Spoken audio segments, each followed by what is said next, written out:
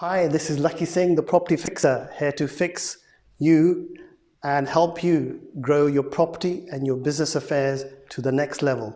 So if you're looking for knowledge and insights about how to get involved in property, solve your problems about scalability in your property business, then do watch our 20-minute clips. We've taken them from hundreds and, well, thousands of videos that we've taken over the last 6 months, and we've broken them into simple chunks which can make them useful for you. So do watch and do subscribe to our YouTube channel underneath as well. The matrix, not breaking out and becoming a digit. You're in the system, but you're effectively working at your own time and leisure. Lakhi, is that one of the charms you had when you finally broke away from Deloitte and started getting into contracting, and then realized that there was better money in it, and it was freedom to go in as you want? I think I found that I had a slightly different mindset from Sonia at the time, which is that I was a bit worried about contracting drying up or employment actually not not really being permanent. So I was working more of a fear mentality at the time, I think, when I did it. And so it's catapulted me into property rather than it being a additional income stream, because I wanted to move away from contracting, because the type of contracts I was doing, unlike Sonia, who's actually, let's say, a specialist in working at hospitals as a consultancy, I was more, my skills are more varied across 4 or 5 different consultancy areas. So the business, getting the consultancy work was quite tough. So although I'd win it, some of the contracts weren't that easy to maintain because they're very sort of full on. So if you went in, you'd probably need to go in about 7, 8 in the morning on the contract. Bit like being at a stock market, Lakhi, yeah? Yeah, a bit like that. So it's almost a bit too full on to be able to multitask with the type of contracts I was getting. Okay. Although I was lucky at one stage, I got a very good contract part-time working as a consultant for 2 days a week. Then I could do property on the side. But the part-time contracts were quite sparse in the sort of digital marketing industry. They wanted you full-time, full-time and full-on, or not at all type sort of consultancy. So you're a bit sort of stuck between a hard rock and a rock and a hard place, yeah? Okay, Sonia, we move on now. You've taken the dive into property. How many years has it been you've been into property now? It's been about 5 years, I think. Excellent, excellent. Yeah, but you know, we've mainly focused in Ipswich, but we've also, the furthest we've gone is Middlesbrough. Middlesbrough, okay. Yeah, and that's a headache in itself, but you know, that's the way it goes sometimes. You live and learn. Yeah, I'll ask you a question then. Okay, you've got into property, been there 5 years, and you're obviously doing contracting, which is excellent as well. What made you come onto the online? What's happened with the online? Because I know you said on the first, what we've got on your notes, on the 1st of October, you are launching some new product or service or website. What is it you're launching on the 1st of October? Right. What it is, about just over 1.5 years ago, I met a guy at a franchise show. I was just there helping out on a stand, but you know, you get chatting, and he introduced me into the world of multi-level marketing. And the thing is, it's a completely new industry, completely new to me. MLM, yeah. And I thought to myself, I thought, why couldn't I have heard about this before? Because there's so many opportunities within that industry. So I worked with a company for a year, and then 3 of the guys, they've kind of broken away, really senior guys within the previous organization, and they've actually set up a new company called Next Arise, and their aim is to be Next Arise, and their Next Arise, yeah. Next Arise, okay. Yeah. Next, so what? Look out for that name. Look out for that name. And Next, Next Arise. Okay. Without the T. Not Next Arise. Next Arise, yeah. Without the T. Without the T. Okay. Nexarize. Yeah. Okay, Nexarize. Okay, that's good. And so they're, you got Nexarize, and yes, what are they doing? What is it you're doing there? Their aim is to be the Amazon of direct selling. Excellent. The Amazon of direct selling. Okay. Yeah. And so what's that? What's the principle behind so they'll be promoting. They'll be working with some really big blue chip companies, and they'll be providing things like energy, commercial energy at the moment, travel membership. They'll be working with, am I allowed to say O2 and Vodafone, the biggest you can say it's okay. providers, telecom providers in the UK. They've been doing Forex training and trading. Oh, they're going to be doing loads of stuff. So what you're saying is they're similar to the other organizations out there like Linus and like First Utility and the likes of those who are buying in bulk and trying to give the consumer a cheaper product. But they're going into other services, are they? Into things which other people aren't covering? What is it? I wouldn't say they're anything like Utility Warehouse, because they'll be providing a buffet of different services. And the thing is, you only make money when you get customers, because you get lots of these schemes where it's all about getting people in, but it's about customers. So I think their strategy is, rather than these big companies spending all their money on marketing and mail shots, they're using people like myself, and they call us independent business owners, to actually find the customers themselves. Excellent. But so you have to work on a network. Well, you've kind of got your own distribution. You build up your own distribution network, but it's like any business, isn't it? Because if you've got a business, you need customers to make it work. If you're in property, you need clients, you need tenants to make it work. So it's about getting the customers in. What's the uniqueness of Next? What was it saying? Next generation? Nexarize. Yeah, Nexarize. And what's the difference between Nexarize and Linus? Because Linus do the same thing. So what's the difference between Linus and Nexarize? I haven't heard You've not heard of them? Yeah, they're very transparent, because with a lot of these multi-level marketing companies, you never know. People rise through positions, but you don't know what they actually earn, or if they actually earn anything. But with this one, it's really transparent. So as people progress through the, through the ranks, you know what their position is, and the different levels, but you know where they are and what they're actually earning. Okay, Lakhi has experience of MLM. So I want to get to understand Lakhi's experience of MLM. What is it that you know about MLM? And obviously, you've been around many circuits. Give us some input. Is it a viable tool? Does it work? Is it a good marketing structure? Does it, have potential? I think it's got to be careful not to talk about Sonia's particular MLM in terms of how good that is, because I don't know much about it. But I would say, generally speaking, they're a very good way of building your network. And if you've got the right product and you're the sort of right person with the right sort of skills, and you've got the right sort of network, then you can do really well.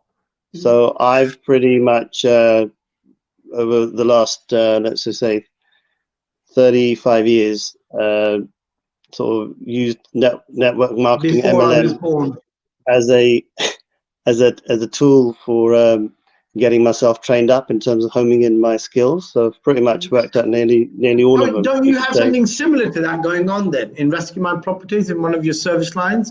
You've got something called the RAC. Isn't that a bit more sophisticated? That's a bit more flat sales type structure, where you've got second level person you can get. So it's only 2 levels. So I wouldn't say it's MLM. It's pretty much like a license model or a semi-franchise model, where somebody's looking to make a new income in property, then they can become an associate with us, and they can go out and basically pretty much a zero cost startup, because we're actually, because of COVID-19, we're actually giving the franchise away for free. So it's normally £2,000 entry point. Franchise? Are you saying it's a franchise, a semi-franchise, or are you saying it's an associate model? What is it? It's an associate model, but I'm just describing as a franchise for the viewers to realize the sort of concept behind it. And you're giving what free? Are you giving the entire membership there? So I think there's a 3-level membership. There's gold and there's silver and there's a basic. So you're giving the whole package away for free because of COVID. Yeah, we're giving away the gold and silver members packages at a discount. It's normally £10,000 entry point for gold membership, but we reduced it to 8,000, and silver's gone from 5,000 to 3,000 during the time of COVID-19. And that membership, or that actual structure, is that geared around what Sonia is talking about, selling different types of product, or is it more geared around property and networking and solutions around property? What is the USP around this? The selling point is that what we're doing is, in the next 2 years, Sonia and the audience out there, there's going to be a major change in the market. The market in property is moving in a downward spiral. So we've structured over, let's say, about 50 products and solutions, all very diverse, but all related to property. So pretty much anything that you can think of in property, you can actually offer. But the main products, or let's just say the strongest vertical products, are the areas of strength are offering finance solution to people in property and business. So business loans, bridging loans, quick bridging loans, very complicated loans, raising JV finance, so helping people deal with complex finance requirements. That's one. The second one is offering a solution to write off negative equity altogether, because a lot of property prices, as they fall or there's less finance in the market from the banks, there's going to be a very, very large tightening of negative equity type properties occurring on the market in probably July next year. So that's product 2. Product 3 is that we could stop repossession in 24 hours anywhere in the country for a householder or a buy-to-let client, or even a business. So we've got that expertise. And then the other main one is that we can help clients to sell properties at 0% commission, and we would make money on the buyer side fee. So as an associate, you could, let's just say, a bit like being an independent associate with us, you can go out and offer a lot of services, but that will also be a very good magnet for actually picking up clients for your other businesses as well. And how do you get the business? Because Sonia mentioned obviously networking but this model, what does it rely upon? Does it rely upon you being well integrated in a property community? Do you need to know everyone in property? Are you required to go out and shake hands and talk to people? How does it work then? Well, I remember you saying something about using social media and internet, and obviously in this market, there was a stat that was released yesterday that I think Sony Games profitability margins went up by 1/3 during COVID. So I think it was an amazing bit of information that people were buying games and consoles with both hands because of the fact they were stuck indoors.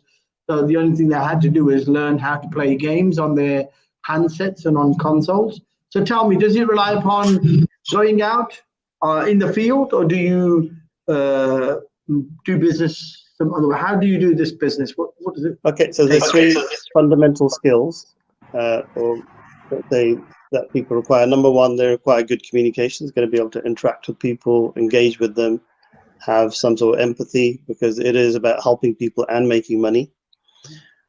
Number 2 is having some knowledge about property or business would help, but it's not critical. I think the more important skill is to be able to engage with people and understand them at a psychological level. So you're being supportive of whatever issues or problems they need resolving in a sort of fast-moving property market that's got issues.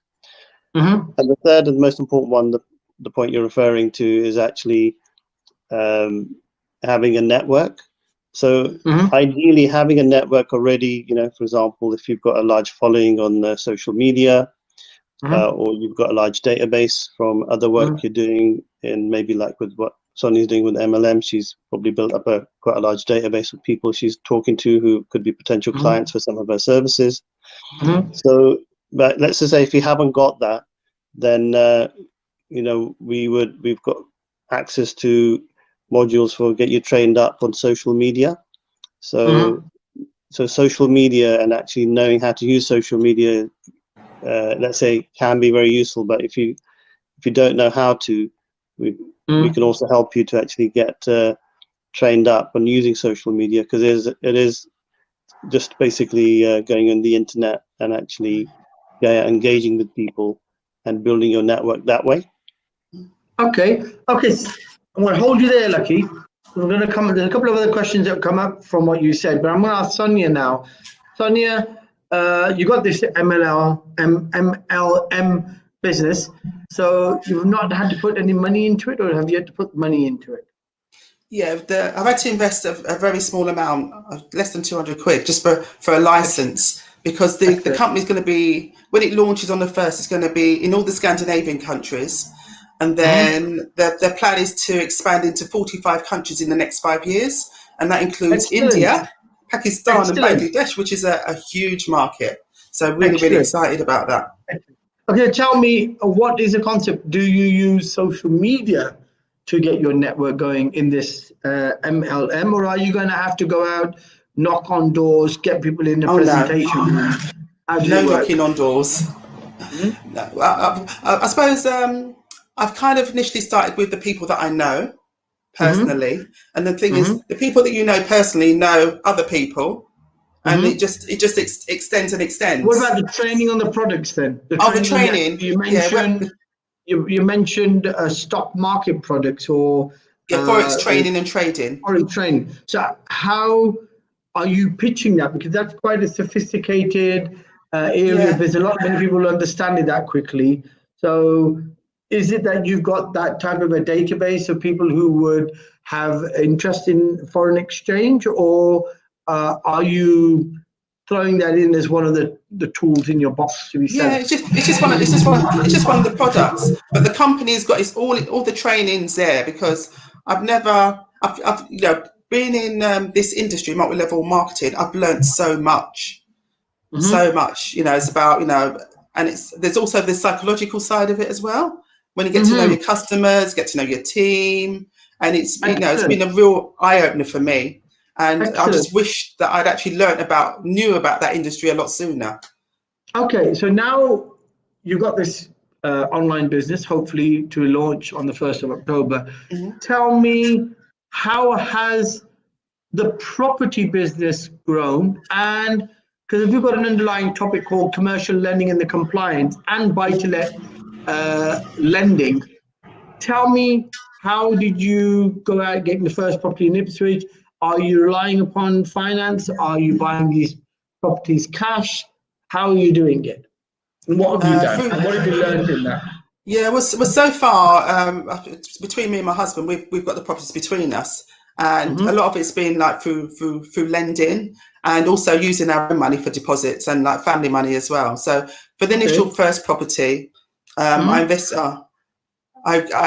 involved my family, and it's been a headache. It's been a headache. Trust me. Excellent. So there you are. Families definitely are good to give you a headache, which is again, a reverse psychology. Maybe they're giving you a headache to make you stronger. That which does not kill you only makes you stronger. So I've got the scars on my back. Okay. Okay. So talking about your properties, and you've had a mix of properties that you bought with obviously with lending. Have you come across commercial lending per se and bridging lending? Buy-to-let lending in per se, and have you found it to be easy, difficult? Is it too complicated for you to understand? What have you found in the financial world with regards to property? Well, to be honest, we haven't just gone for the straightforward mortgage. Because I use a broker, So we've got the mortgages, got the properties, and it's been really quite straightforward. So I haven't had to go for any additional like bridging or anything like that. But I can remember there's one property that we bought in Ipswich, and I actually won an award for the deal. Excellent. Yeah. An award. I like that. Okay. Yeah. Right. Yeah, because what it was. How did you get the award? Right. What it was a really large family house, and the couple that lived there needed to move quite quickly because the wife had inherited a property, and her brother was the half beneficiary, was demanding that she either bought him out or he sold the house. Excellent. Yes. So in